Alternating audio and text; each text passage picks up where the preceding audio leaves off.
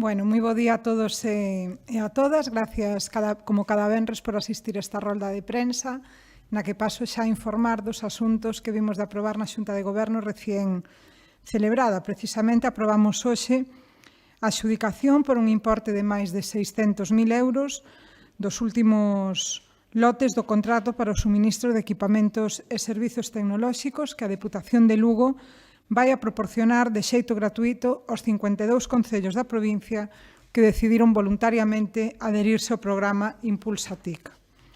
Desta forma, dende a Deputación, que xa ten adxudicada a totalidade do investimento, é dicir, 4,5 millóns de euros, cos que está dotado este programa, se pon en marcha un proxecto con fondos captados da Unión Europea co obxectivo de colaborar cos concellos da provincia para avanzar na súa transformación digital e ofrecer un mellor servizo público aos veciños e veciñas.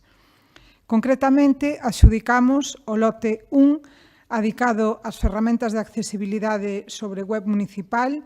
Esta adxudicación foi feita á empresa Evericode SL por un importe de 110.445 euros.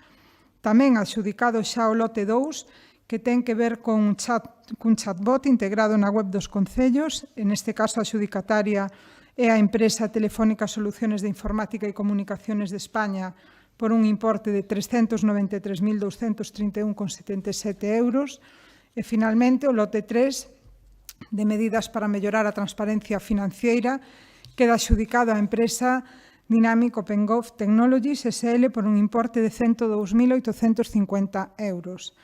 Eu quero aproveitar esta ocasión para lembrar que este programa, o programa Impulsa TIC, compónse de 6 contratos que temos a metade en execución.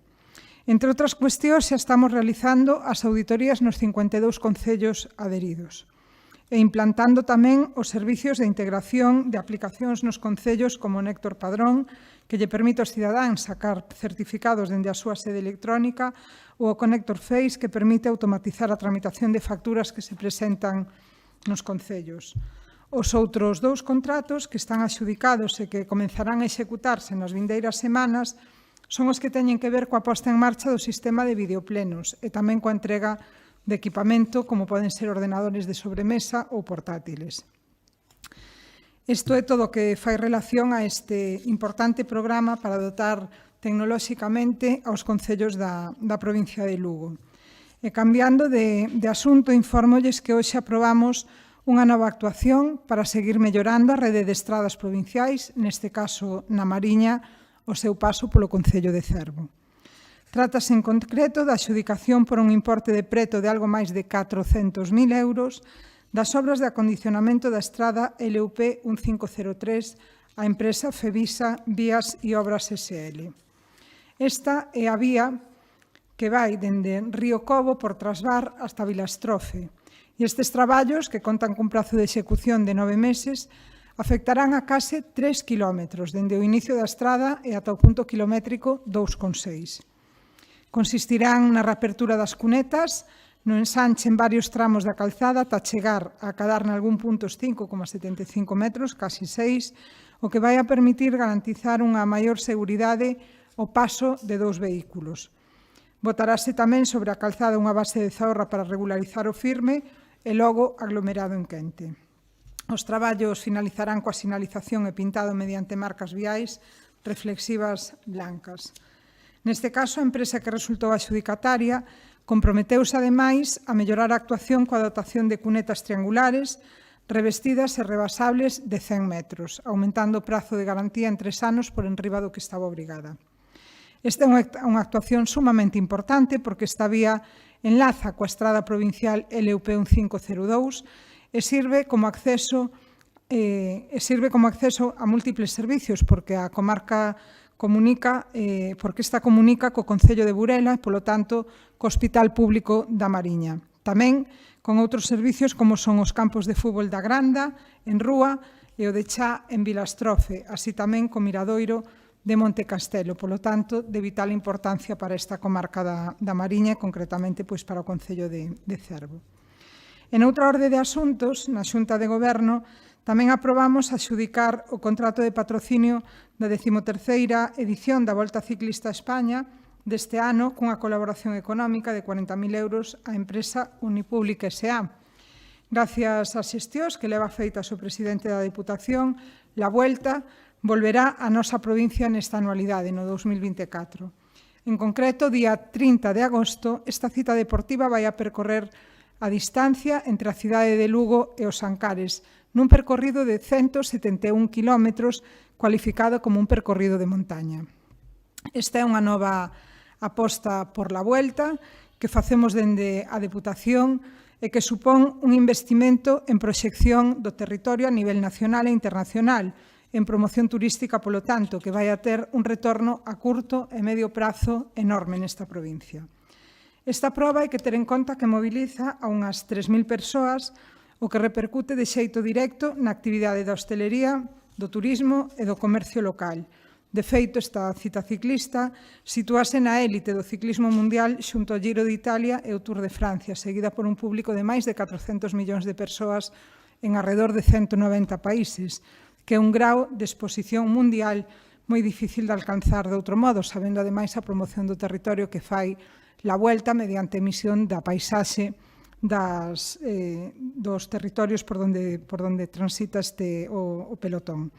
Ademais, na Xunta de Goberno tamén, que celebramos hoxe, aprobamos novas medidas na loita contra o reto demográfico, ao cual se suman tamén este tipo de accións como pode ser a promoción do territorio a través da Vuelta. Pero concretando nesas novas medidas na loita contra o reto demográfico, aprobamos por unha parte aceptar ser beneficiarios dunha axuda de máis de 170.000 euros que proceden dos fondos FEDER e que van a servir para impulsar un proxecto que lidera a Diputación de Córdoba, ao que nos adherimos o ano pasado co obxectivo de mellorar o ecosistema económico do sector agroalimentario. En concreto, esta iniciativa, a que a Deputación de Lugo fará unha achega de preto de 58.000 euros para acadar un orzamento total de 231.756 euros, pretende mellorar a eficacia e o carácter inclusivo dos mercados de traballo e o acceso ao emprego de calidade mediante o desenvolvemento de infraestructuras sociais e a promoción económica. Ademais da Deputación de Córdoba e de Lugo, nesta iniciativa van a participar tamén as Deputacións de Cádiz e de Cáceres, a Fundación Europea para a Innovación e o Desenvolvemento Tecnolóxico, a INTEC, e a Federación de Cooperativas de Andalucía. Cambiamos novamente de asunto e referímonos a outro que ten que ver tamén coas medidas na loita contra o reto demográfico, neste caso, aproveitando recursos propios dos que dispón a Deputación. Sacamos adiante a listaxe de beneficiarios do programa E para Vivir Lugo, que, como sabedes, é un plan piloto de axuda integral ás persoas que decidan irse a vivir ao rural e que puxemos en marcha con fondos que a Deputación conseguiu da Unión Europea tamén. En concreto, é unha liña de axudas dotada cun total de 40.000 euros para incentivar e impulsar diferentes variedades de trigo autóctonas e fisalis nos concellos de menos de 5.000 habitantes. Están aprobadas 12 solicitudes para cultivar na provincia, un total de 43 hectáreas. E, ademais, no marco deste programa, E para Vivir Lugo, damoslle o visto bo a unha colaboración co Valadouro, que é un dos concellos piloto deste proxecto, para poñer en marcha un espazo compartido para os produtores locais. A actuación consistirá no acondicionamento dunha aula para facer unha sala de envasado de produtos vexetais e o seu equipamento e acondicionamento cun faltón da cuberta da Escola de Agricultura Ecolóxica. Neste caso, a Deputación de Lugo vai a investir para esta actuación neste concello un total de 32.535 euros e o Concello de Valadouro vai a cofinanciar o proxecto con outros 3.769,99 euros. E outro dos asuntos que tamén aprobamos hoxe na Xunta de Goberno é a adxudicación do servizo de mantemento das instalacións térmicas para o control e prevención da lexionelose e a desinfección dos 9 centros de atención de maiores que temos neste momento en funcionamento nos concellos de Trabada, de Meira, de Pol, de Castroverde, da Fonsagrada, de Pedrafita do Cebreiro, de Navia de Suarna, de Rivas de Sil e de Ribadeo. Neste caso, a empresa adxudicataria é Consa, por un importe de 140.000 euros e a duración do contrato son 15 meses sen posibilidade de prórroga. E tamén aprobamos as solicitudes dos concellos do Saviñao, de Paradela e de Xermade para investir remanentes do Plan Único do ano 2023 en novas actuacións. En concreto, o Saviñao vai a destinar 14.697 euros ao suministro de formigón para adecuar estradas na igrexa de San Vicente, en Forcados, en A Carballa, en Teibel, en As Traves, en Montegrande e Montecelo a Costa. En Paradela vanse a utilizar 35.598,59 euros para a pavimentación de accesos a Bacorelle.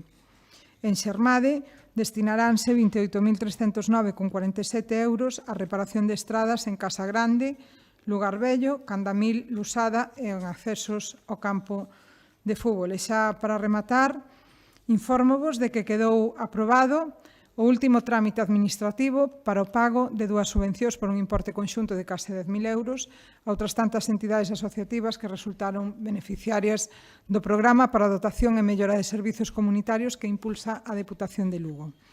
Por un lado está a Comunidade de Montes Faro de Requeixo, en Chantada, que recibe 4.188,78 euros para mellorar a accesibilidade á zona de Ermida do Faro do Río.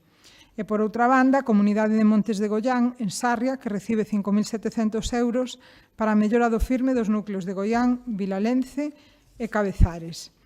E este obxectivo da Deputación con este programa cúmplese xa que estamos apoiando os colectivos para que poidan acometer obras en servicios, en equipamentos, en infraestructuras que inciden no día a día dos veciños, como poden ser pistas, accesos, locais sociais, traídas de augas, fontes ou espazos públicos comunais que redundan no día a día e que melloran a calidade de vida dos veciños desta provincia. Pola miña parte, pois nada máis, quedo a vosa disposición se hai algunha pregunta.